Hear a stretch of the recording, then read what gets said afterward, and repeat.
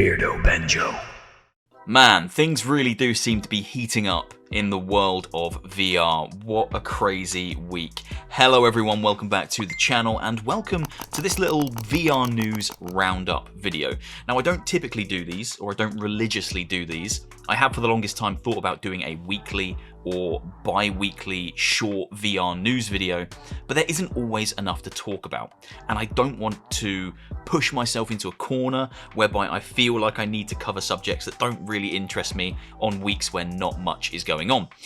But this week has been pretty hectic. Lots has happened. I have opinions on almost all of it, and I wanted to make a short video just to highlight some of the big things that have happened in VR this week if you haven't seen it yourselves at home. I won't waste any more time. Let's get stuck straight into this. I've got about 5 different topics to cover, and I have opinions on all of them.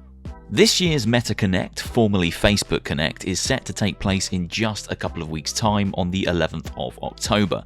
Now, almost everyone in the VR space is in agreement about the fact that Meta will be officially unveiling its next VR headset, codenamed Project Cambria, to the world during this event alongside a release date and a price point confirmation. However, we got our first glimpse of the headset itself out in the wild along with the box, branding and an official name ahead of the event in the most unlikely of places. Earlier this week, an unboxing video for the Quest Pro surfaced online thanks to a hotel worker who found the headset left behind in one of the rooms.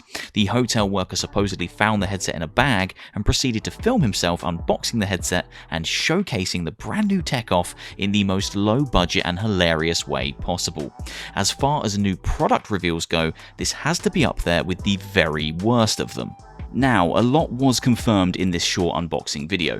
The naming convention of Quest Pro, cameras on the motion controls for improved tracking, contact points on the controllers for recharging, and a sleek black design that lines up with all the teasers and renders we've seen up to this point.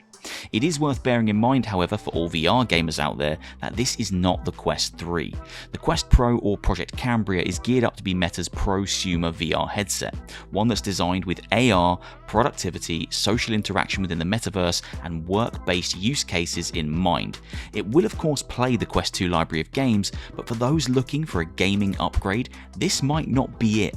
And with a rumoured price point of $1,500, it definitely won't be an upgrade path for many Quest 2 users who are just looking for more processing power for their gaming.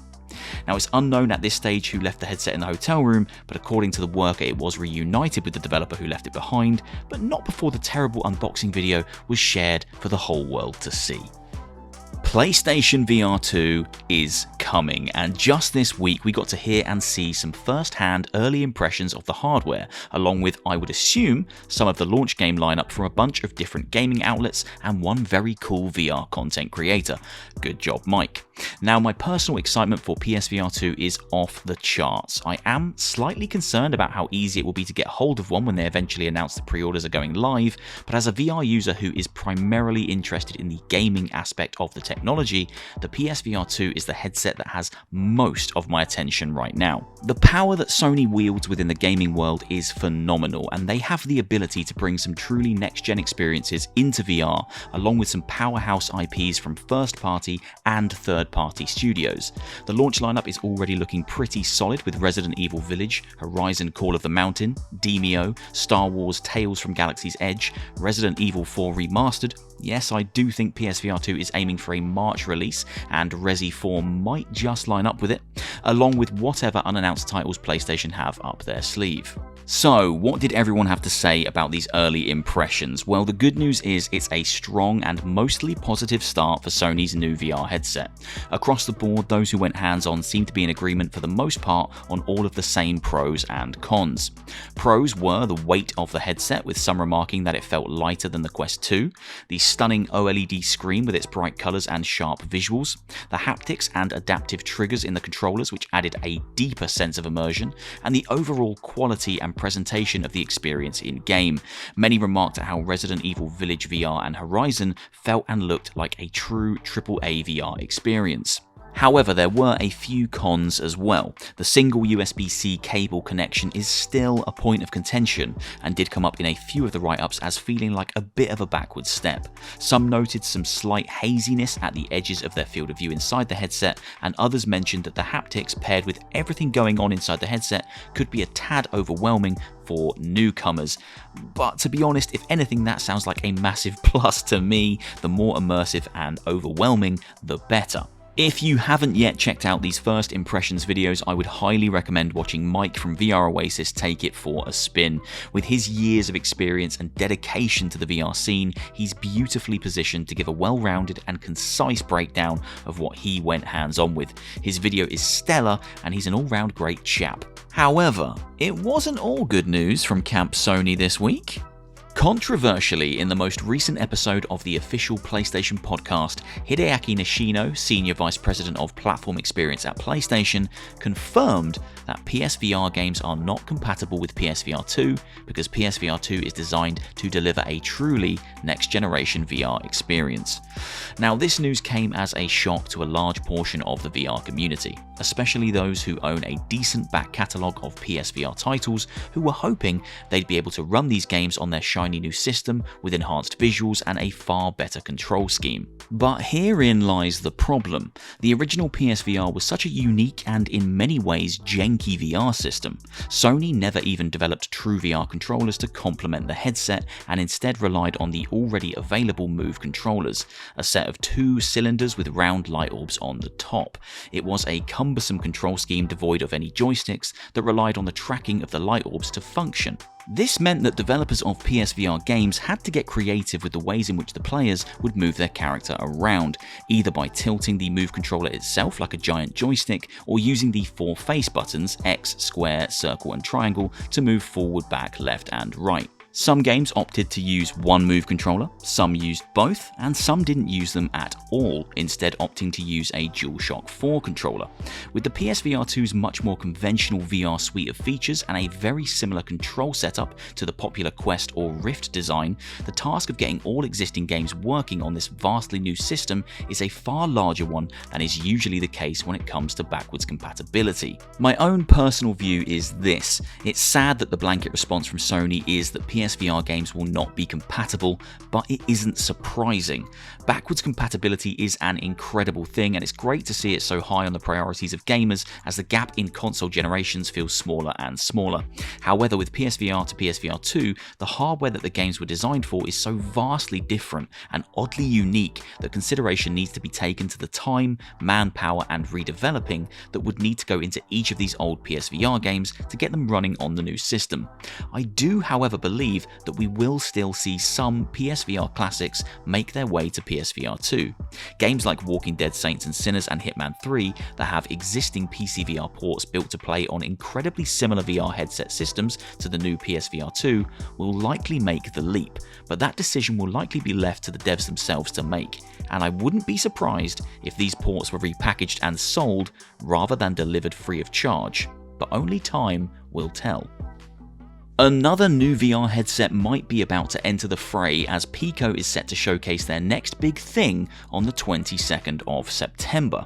A rumoured PICO Neo 4 has been spoken about for a few months now, and if Gamescom is anything to go by, PICO and their parent company ByteDance are absolutely committed to fighting Meta head-on in the standalone VR headset market. Their presence on the show floor of Gamescom was inspiring, providing the headsets for games like After the Fall, Walkabout Minigolf, O-Shape and more to their massive VR showcase in the middle of the expo. It really highlighted the absence of Meta at these kind of events. As the market leader, you really would expect to see Meta taking this stage and shouting about all their great first and third party experiences, but instead it was PICO in the spotlight. Now, I went hands-on with the PICO Neo 3 a few months back, and although it was a valiant effort to create a Quest 2 competitor with a very solid PCVR DisplayPort connection, it did fall short on a few fronts, namely the build quality of the controllers, the less than impressive speakers, and a visual that often appeared warped or bowed at the edges of the field of view. However, PICO are committed to evolving the brand and reimagining the tech until they hit the sweet spot, and I for one am excited to see if the Neo 4 is a step closer to making them the meta competitor that they are striving to become. Set your reminders now, the event will be broadcast live and you'll no doubt see my impressions right here on the channel shortly afterwards. The VR modding scene is exploding right now, and I don't mean that in a bad way. Dozens of talented modders and devs are providing a near endless stream of incredible ports of flat screen games into near perfect VR experiences each and every week. We are living through a very exciting time when it comes to VR mods. However, there is one VR mod lurking in the darkness that has me more excited than most. The Unreal Engine VR Injector mod. I don't think that's its actual name, but this thing looks incredible. Developed in part by Beardo, the genius behind the Resident Evil VR mods, this new VR mod will allow you to play any Unreal Engine 4 flat screen game with in-engine 6 degrees of freedom movement, synced eye stereoscopic 3D, and your look detached from your weapons. Wow.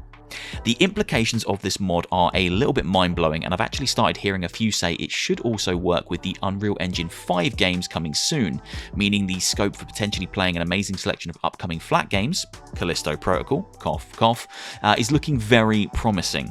Now, I'm absolutely chomping at the bit to get my hands on this mod, but they won't give it to me, and as soon as I do get my hands on it, I will be running some extensive tests. So please let me know down in the comments if there's any games you'd like to see tested, and make sure to follow the Flat2VR Twitter account or join the Flat2VR Discord server to see footage captured using this new mod right now from games such as Stray, Back 4 Blood, Ready or Not, and Star Wars Jedi Fallen Order. My final little piece of news for the day is more of a reminder than anything. 2 fantastic VR games released this week, and both of them are completely free, so go and download these now. Well, one of them is free, and the other one is free if you already own the flat game, but I think you're going to own the flat game. Half-Life 2 VR has finally launched onto Steam, and it is incredible. I cannot emphasize this enough, but it does not feel like a mod. This feels like a full-blown native VR experience and deserves all the praise it's currently getting. The mod is free on Steam, don't forget to leave a review, and you just need to own the original Half-Life 2 to play it, which is a game you can pick up for literally pennies if you don't already own it, but I'm sure you already own it. Everyone owns it, at least I think everyone owns it. And secondly, Ultimex, also released this week on Steam, PICO and Quest, a fantastic Rocket League style combat sports experience developed by the brilliant Resolution Games. Ultimex supports crossplay, so you'll always find some opponents to test your skills against, and the game offers a free and premium version of a battle pass packed with unlockable goodies. I've been having a blast with this one, and I'd urge everyone to at least give it a try. After all, it's free. What have you got to lose? That's all for today. I hope you've enjoyed this video. If you have, as always, please do leave a like, leave a comment, and hit subscribe, and I'll see you very soon for another one. Take care of yourselves. Goodbye.